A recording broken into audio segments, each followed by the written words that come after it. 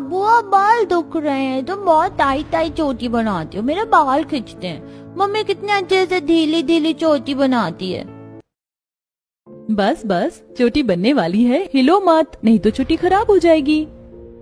देखो तो सपना की चोटी कितनी सुंदर सुंदर बनी है।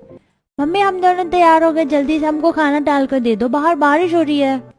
मोनू के लंच मांगने पर सुधा संकोच में पड़ जाती है कि वो आज के दिन बच्चों को लंच में क्या देकर स्कूल भेजे, क्योंकि रसोई में राशन का सामान खत्म हो चुका था।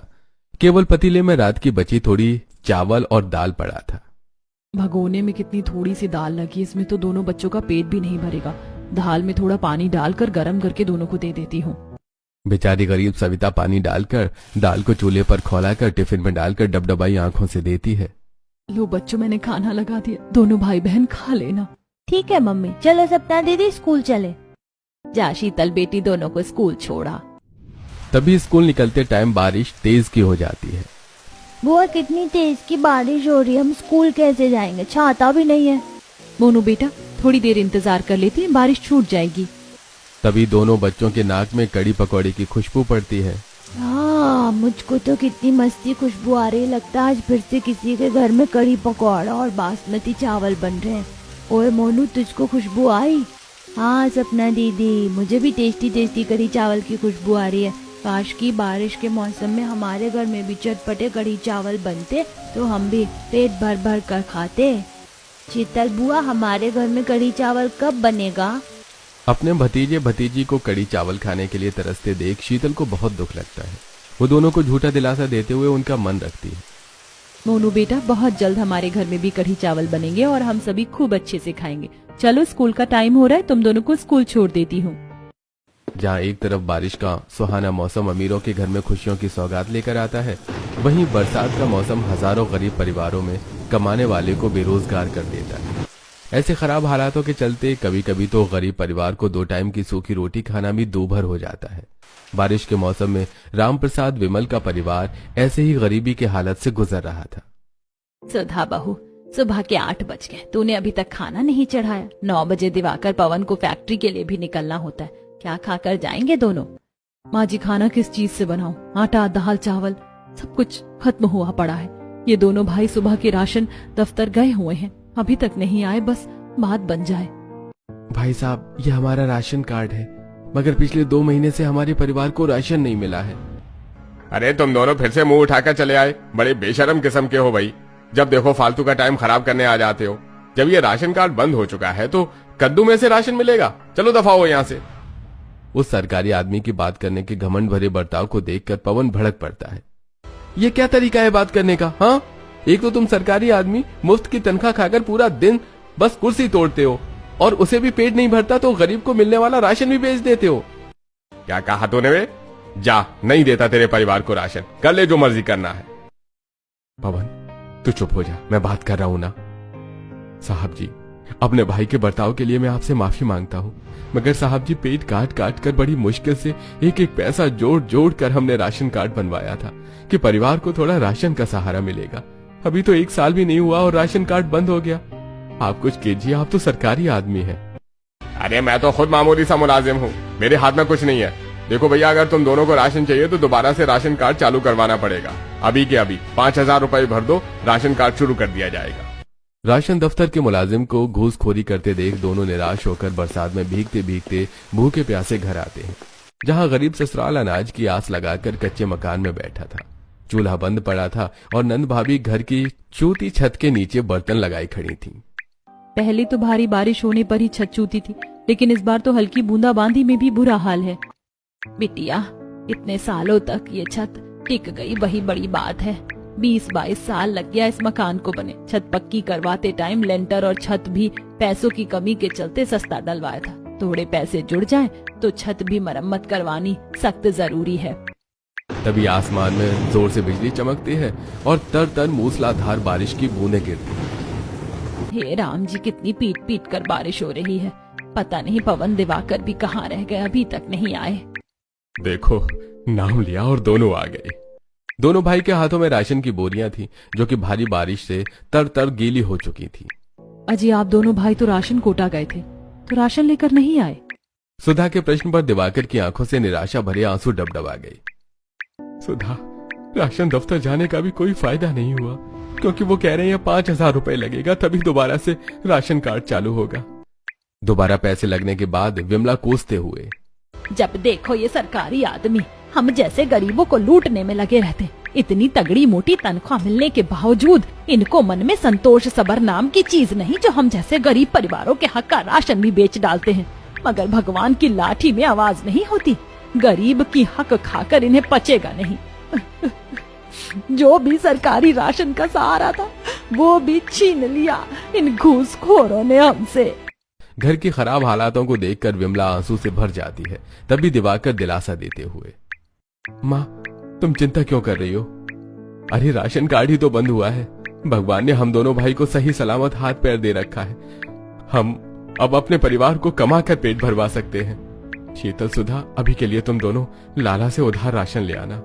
भैया, इस महीने लाला की दुकान से बहुत उधार लगाकर सामान लाए हैं हम लोग। पता नहीं वो राशन देगा भी कि नहीं। अरे क्यों नहीं दिया राशन? हम कौन सा उसका उधार खाकर कोई रखते थोड़े हैं, हर महीने दे देते हैं। आज हम दोनों भाई को तनख्वाह मिल जाएगी तो सबसे पहले उसका उधार चुकता कर देंगे। तो मैं तो जो सामान लगे ले आना।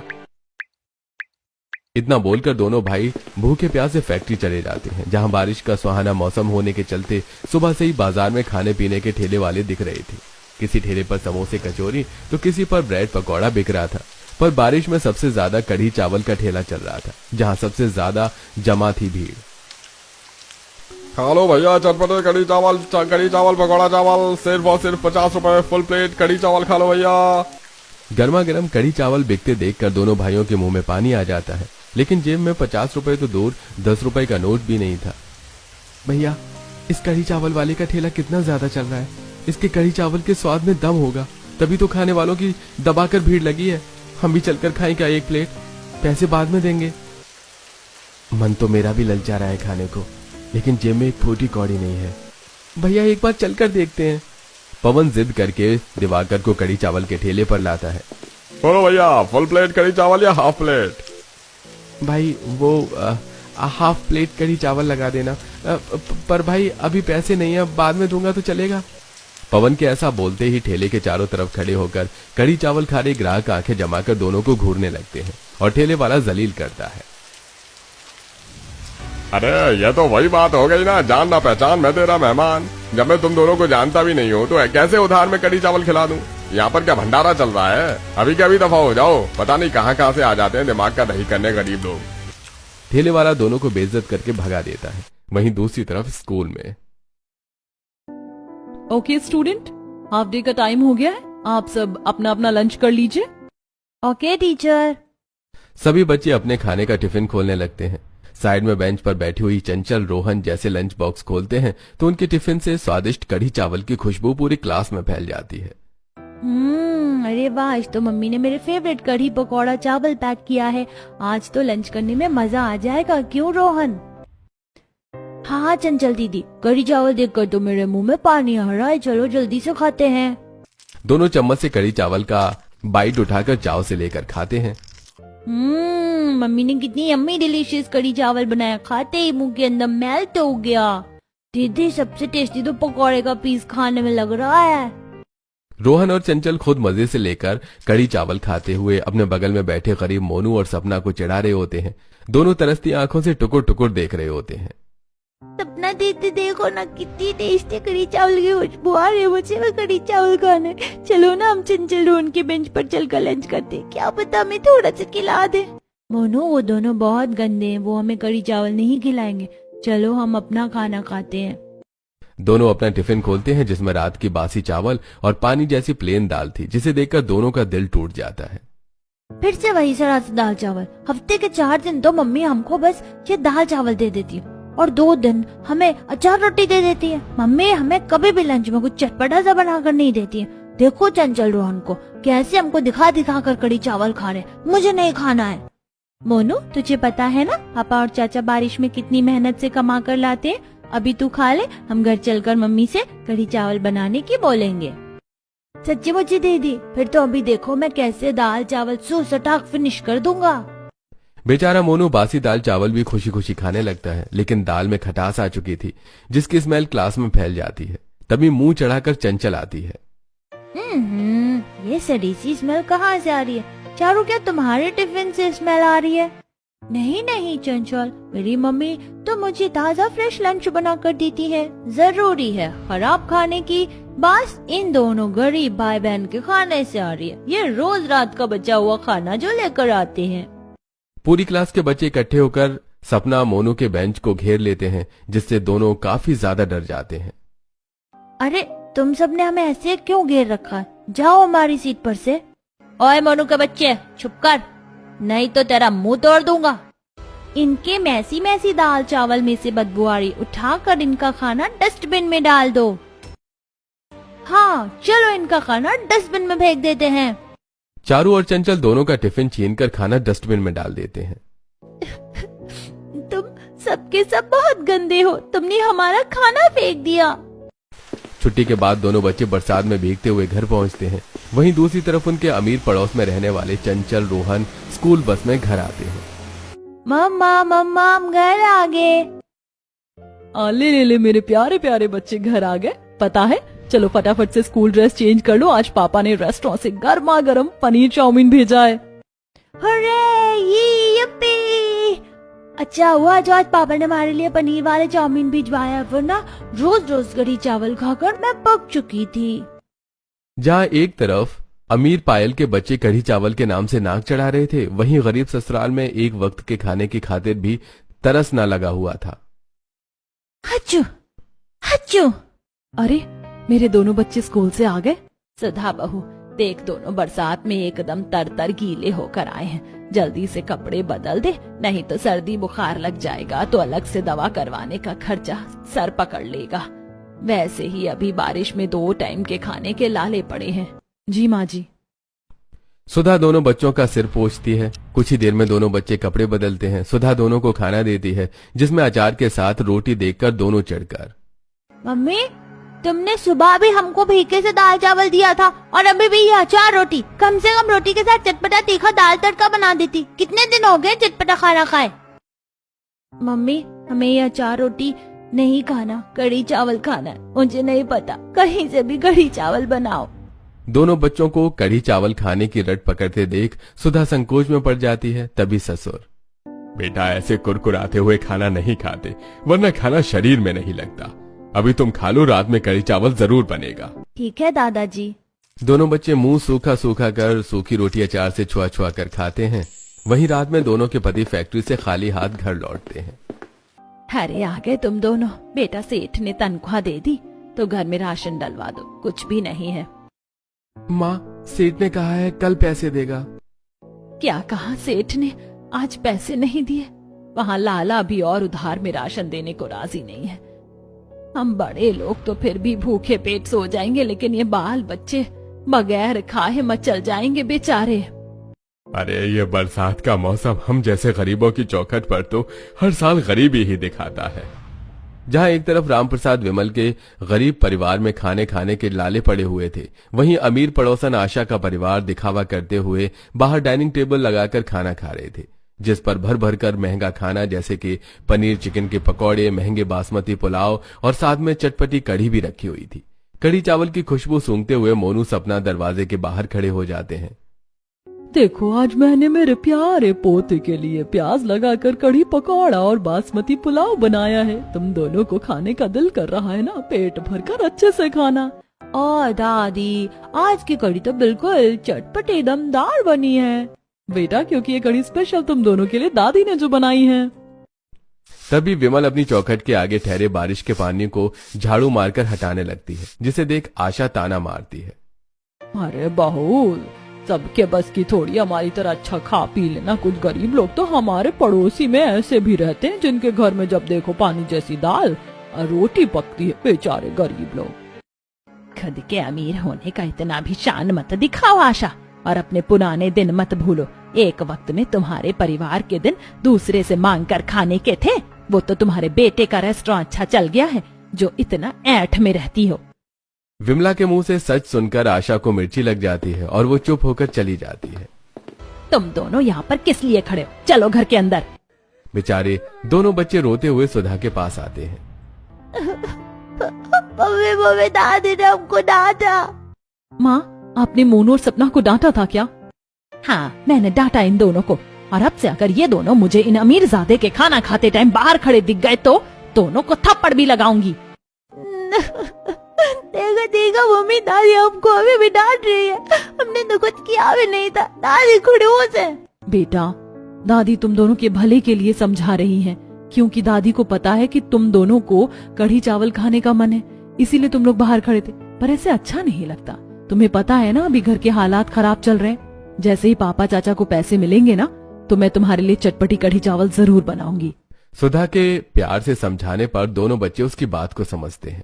ठीक है मम्मी, आज के बाद हम चंचल रोहन के परिवार वालों के खाने के टाइम में बाहर नहीं जाएंगे। सॉरी दादी, हमको माफ कर दो। रोते हुए विमला दोनों को कलेजे से सटा लेती है। इसी तरह समय गुजरता है। जहां एक तरफ बरसात का कहर बढ़ता जा रहा था, वहीं गरीब परिवार वाले रूखा सूखा खाकर टाइम काट रहे थे। फिर एक दिन, इस बार तो सेठ ने तनख्वाह देने में पूरा 10 दिन लेट कर दिया। घर की दाल रोटी चलाना भी मुश्किल हो गया है। भैया, मुझे तो लगता है अब हम दोनों को खुद ही मुंह खोलकर सेठ से पैसे मांगने होंगे, वरना वो ऐसे पैसे देने वालों में से नहीं है। दोनों भाई काम छोड़कर सेठ मोटाराम के पास आते हैं, जो कि कुर्सी पर बैठे बैठे चपड़ चपड़ की आवाज करते हुए कढ़ी चावल खा रहा था। अरे वाह भाई वाह, क्या दमदार कढ़ी बनाई मेरी सुशीला ने। आज तो खाकर स्वाद आ गया। बारिश के मौसम में चटपटा कढ़ी चावल खाने का मजा ही अलग होता है। अरे तुम दोनों काम छोड़कर यहाँ पर क्या कर रहे हो? सेठ, दरअसल पैसे के लिए बात करनी थी। आपने इस महीने तनख्वाह देने में बड़ी देर कर दी है। घर का खर्चा निकालना बहुत ही भारी हो रहा है। अरे तुम दोनों तो तनख्वाह के लिए ऐसे मरे जा रहे हो जैसे कि मैं भाग रहा हूँ। वैसे भी मैं आज तुम्हारी तनख्वाह देने वाला था। अभी लो, इस महीने के तुम दोनों के 9,000। सेठ, ये क्या दे रहे हो? हम दोनों भाई की 6,000 रुपए के हिसाब से 12,000 रुपए बनते हैं। तुम सीधे 3,000 किस बात के काट रहे हो? हमने तो कोई छुट्टी भी नहीं की। अच्छा जी, और जो इस महीना धन्ना सेठ की तरह कई बार लेट आए हो, उसका क्या है? हाँ, इस महीने तुम्हारा लेट कटा है। सेठ, तुम सीधा 3,000 हमारे लेट के बदले में काट लोगे तो हम गरीबों का परिवार कैसे जिएगा खाएगा? हम आइंदा से लेट नहीं आएंगे। हमारी मेहनत के पैसे दे दो। हाँ, जैसे मेरे पास तो हराम के पैसे आ रहे हैं। चुपचाप जितना मिला है रख लो।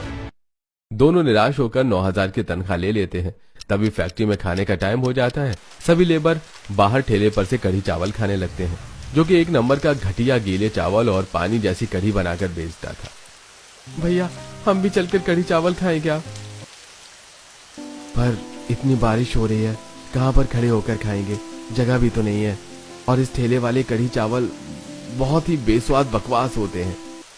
दोनों पैसे लेकर सीधा लाला के यहाँ जाते हैं, जहाँ बारिश में ही राशन खरीदने के लिए तगड़ी भीड़ लगी हुई थी और आशा उसकी बहू छाते में रौब से खड़ी होकर राशन खरीद रही थी। अरे ये लो आशा बहन, आपका 50 किलो बासमती चावल का कट्टा और ये 10 किलो शक्ति भोग बेसन। वैसे आशा बहन, मेरी राशन की दुकान तो सबसे ज्यादा आपके दम से ही चलती है।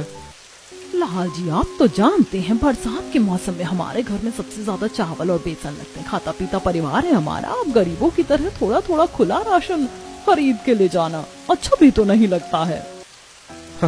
सही कहा आपने बहन जी, वरना कुछ ग्राहक इतने लीचड़ हैं कि बस महीने भर उधार खाने में लगे रहते हैं। अगलू बनिया ये ताना दिवाकर और पवन को ही सुनाता है। बेचारे फिर भी मजबूरी में दुकान पर खड़े थे। लाला, इस पूरे महीने का जितना हिसाब बनता है पैसे काटकर आज 5 किलो बासमती चावल, 2 किलो बेसन और 1 किलो रिफाइंड कर देना। लाला आंखें जमाकर दिवाकर को घूरते हुए मजाक उड़ाता है। अरे दिवाकर, तो बस डींगे मार रहा है या सच में बासमती चावल खरीदेगा? मेरी दुकान में सस्ते से सस्ता बासमती चावल भी 150 रुपए किलो की रेट की है। क्यों लाला जी, क्या महंगे बासमती चावल अमीर लोग ही बना सकते हैं? हम जैसे गरीब लोग भी खरीद कर खा सकते हैं। अब सामान तोल दीजिए। पवन के तेवर देखकर बनिया पिनक जाता है और ठगपन पर उतारू होते हुए आधा डेढ़ा उधार का पैसा काट लेता है। अरे भाई, इस महीने 1000 से ऊपर का राशन पानी गया है तुम्हारे परिवार में। अब 500 रुपए बचते हैं। देख लो, चावल बेसन चाहिए या क्या चाहिए?